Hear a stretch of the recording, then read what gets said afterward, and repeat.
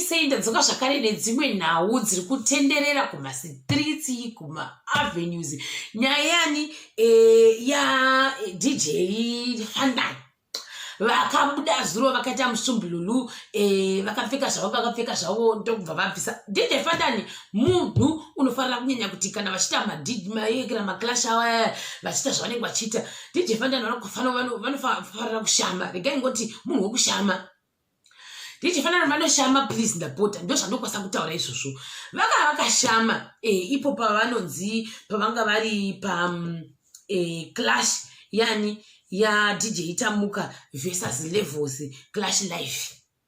Vana vaita zvokuridzaridza nekuti vakatanga vamboenda mukati muyamuyama vaiva nevanhu vachisapotwa kusuro, asi ichi chakazoitwa vakazochipindira live. Handionasa kuti chakasapotwa nevanhu vanonzi 1202 Herbal Solutions, kuda ndo vakasapota zvemutambo uyu. Vanhu vanga variko zvavo vachitamba chinakirwa vahimbi vakasiyana, vana uyu Masikuru Bhanduru, vana Pumako, vana vakawanda vanga variko, vana Kanjivaka, iye uyu Enzo vanga variko zvakare, vanhu vakafara. Nambura maititi vanga variko zvakare. Tichiri ipapo tichirega timboona macomments kuti anga achiti chini, kuti Mura vaita yo stand up, hold up, you never be survivor, you never be survivor. Ndo yavaita hana kushata.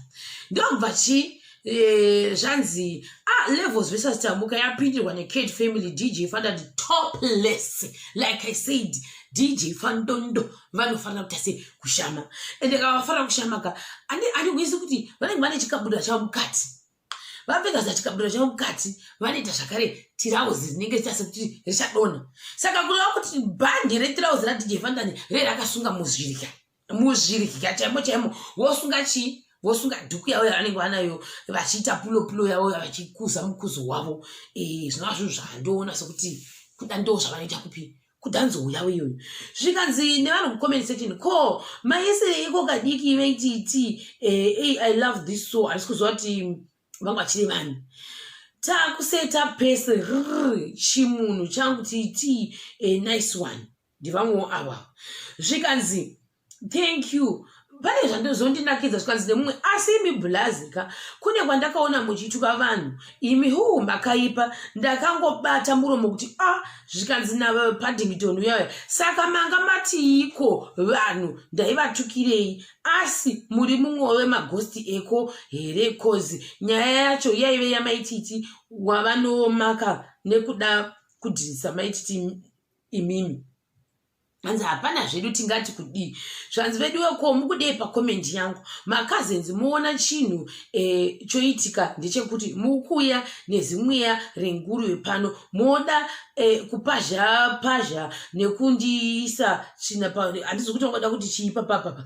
Zvikanzi saka musanditsvaka. Zvikanzi ayewa I'm not a ghost and I didn't comment in a bad way, kungotaura nje kuti kwandakakuonai maiundura vanhu zvisingamboiti. Zvikanzi aiwa tata kuti mama waya nepamweya wepatailenda pasvikwadi mweya wepatailenda uchatikonzeresa gore rino unongonzi mweya wekutailenda zvina kushata zvakaoma handidani kuti zvanga zvakangonaka kuti zvenguruve dzatatsidzirihizve ndinokuti zvakangoomawo zvazvo.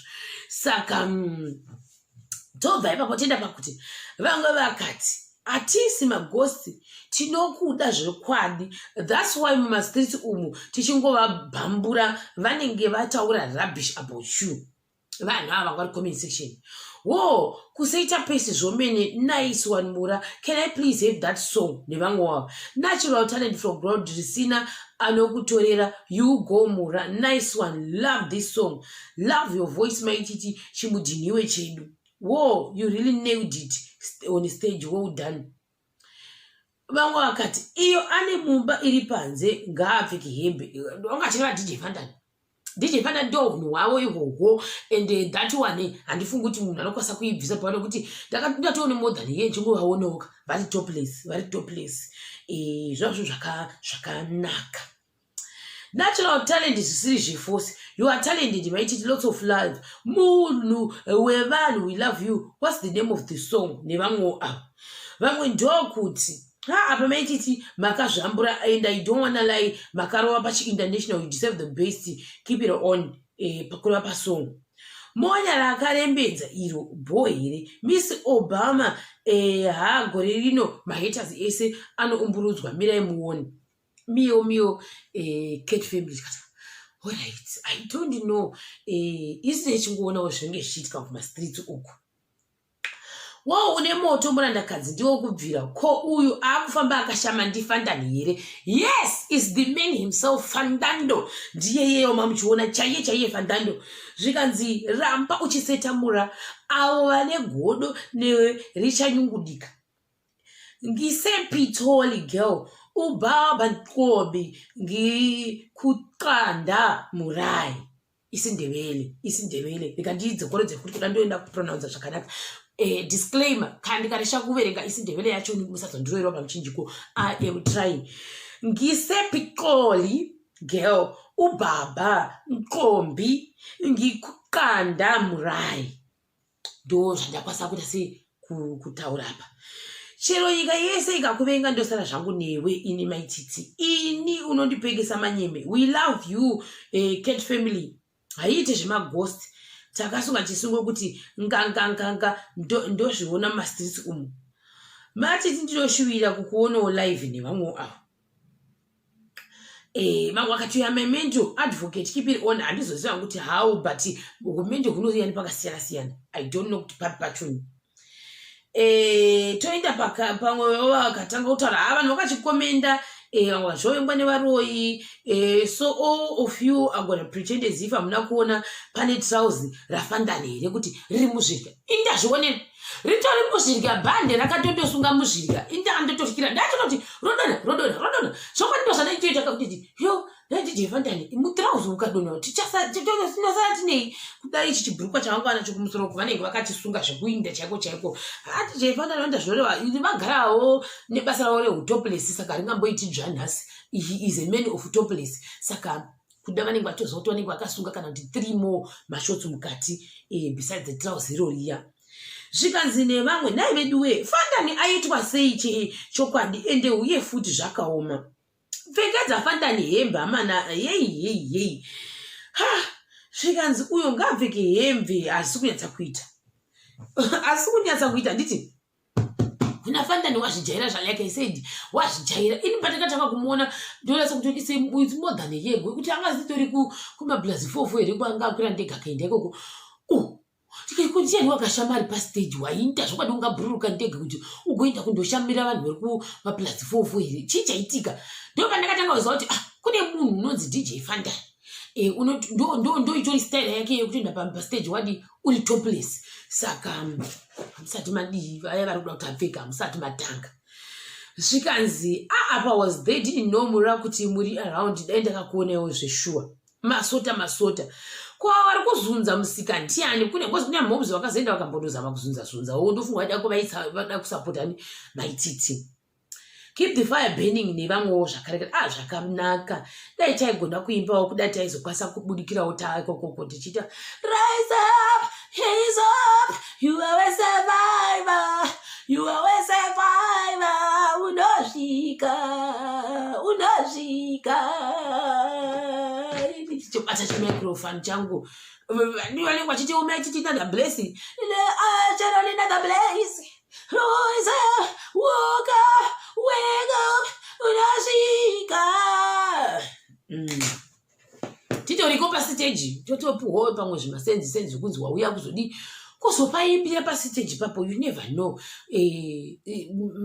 masenzi anouya nenjira dzakasiyana-siyana saka I'll probably ask hangu kuti Fandani kuti can I also record with you because ndine passion yekuimba I got that talent in me but rakamirira kuitwa unveiled that portion yangu yekuti ndinofanira kumbotoshow the whole world kuti I can sing ndoda kutoenda kundoimba kustudio kwana DJ Fandani kuchisport ndakutondorecord I don't know kuti ndicharecorda yekuti chii asi ndine spirit yangu inenge ichitondiudza kuti record ndozvainenge chindiudza zvangu inini zvina kushata changotevedzera zviri kundiudza spirit yangu kuti I have to record a song maybe with a video on top of that with the DJ Fandani and Levos nevanhu vekuchill sport zvandokwanisa kutaura zvangu izvozvo I can sing saka handisi kuti akazonzi ahwina pabheto iyi ndiani ndifandani ndilevels here kana kuti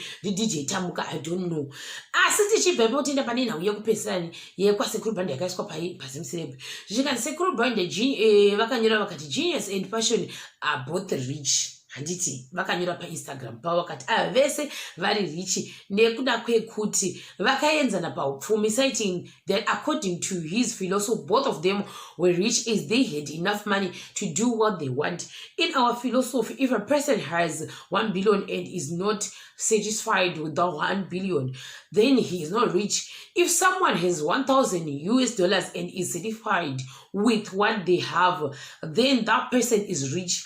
Ava two vane mari inovakwanira zvavanoda, therefore vakaenzana paupfumi. Ndo zvakataura zvikanzi although Ginimbi has never responded to Passion Java, the latter has been accused of being obsessed with the former after he put billboards all over Harare and surrounding areas written Saka So What, which social media users immediately saw as a response to Ginimbi's accusation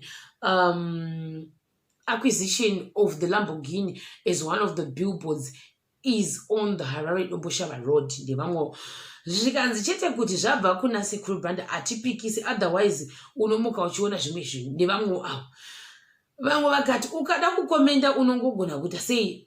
Saka vanhu vanga vachiti madii mimi vezimuserebzi kumbotipostirawo vamwe vanhu vatisingatyi kuti tiposta zvikanzi can we please have stories from one watisingatye so we can comment freely. Kuna sekuru banda kwava kumakata ndochi ndozvataurwa nevamwe. Saka ndo zvandokosataura nekuti pane futi pavakambobuda vachinzi vari kuvakira amaartist dzimba. Vanhu vakati thank you zvikanzi ko tingati chii nekuti isu tikada kuzotaurisa inozotikati tinongotiwo thank you iwo sekuru banda neinitiative yacho yekuti vakwanise kuvakira dzimba maartists.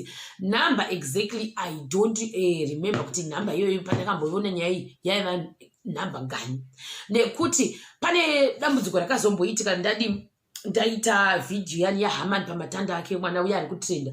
Ndandaona a certain article ranyora kuti Haman pamatanda unobva muZimbabwe Congolese. Ndokushandisa that article that Haman pamatanda wakanzi muZimbabwe Congolese une 14 years. He's the youngest kid ari kuimbira kupi ari kuimba kuChili Sport. Ndo zvandandaona inini ndaverenga. Asi ndakazenge ndonzwa kuti aiwa chikomana Haman chakati inini ndiri kubva kuMozambique. Ndo zvandakandowa. Saka zvitori zvinhu tu. Uyu Hamani wati unobva kupi kuMozambique. Iri article ranyora kuti he is Zimbabwean Congolese. Iri futi article ranyora kuti une ukamanani nauya na Novikizi wachoni unonyorwa kuti he is Zimbabwean Congolese. Saka ndakatozoita confused pandikati hachaziviwo kudachi ndo unobva kuMozambique kwacho tingati tisori neikokoko kuti kune vakanyora kuti muZimbabwe Congolese asi iyo kanzanzi wakati ndiri muMozambique. Saka zvakangonaka chingoti aiwa hazvina kushata tinongoti zvakare makorokoto nesvimbo chaHaman pamatanda chiri kunetsanisa kudai. Saka ndichakubatsai zvakare pachikamu chinotevera.